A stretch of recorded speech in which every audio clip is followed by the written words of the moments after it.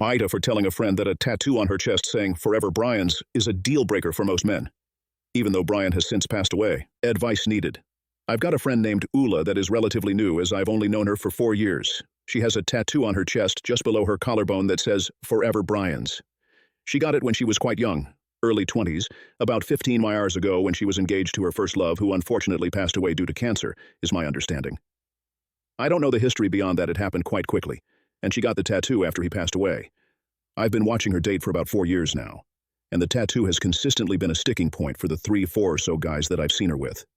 Each one has said it differently, but they've all said that they'd like her to get it removed, or that it makes them uncomfortable enough to leave the relationship when it got serious. Last night, Ula and my wife were having a girls' night together, and I was downstairs enjoying some Baldur's Gate 3 when they both came down and asked for a guy's opinion and harassed me until I put the controller down. I warned them, repeatedly, that if they asked me for a guy's opinion, that I would provide one, but it might be hurtful. So, I asked the ladies if they remembered the movie Titanic. They both agreed. I asked them if they remembered what the core theme of the movie was. They both answered that it was a love story between Jack and Rose. So I told Ula, "Do you know who it wasn't a love story for?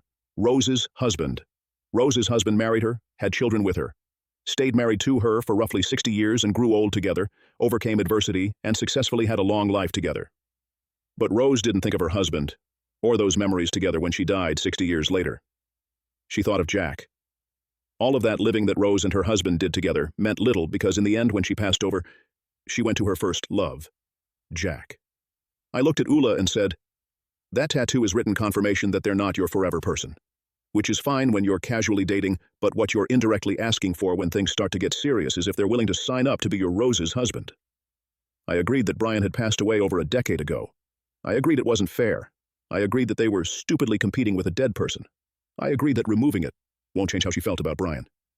My bottom line was, this was a one guy's opinion on the matter, which obviously all her previous boyfriends to some degree agreed with me on, as each one had raised it as a serious issue to them.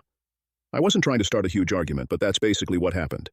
So I tried a different approach and told her, "Look, not trying to start shit, but everyone wants to find their forever person.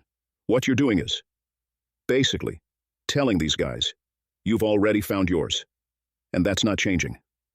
So they keep it casual for as long as they can. When you try to get serious, they leave to protect themselves, because no one wants to be a placeholder, and it doesn't help how aggressively you defend it." Shortly after she passed out on the couch, much to my relief. In hindsight, this should have been a conversation to have while sober. So, was I too harsh? Was I an asshole? Even the next morning she was slowly crying and committing to removing it, which I told her to talk it out with more than just friends and maybe seek out a professional opinion before removing it, but I sure felt like a royal asshole. It really felt like there was no winning here. Just a lot of hurt feelings and distant tragedy.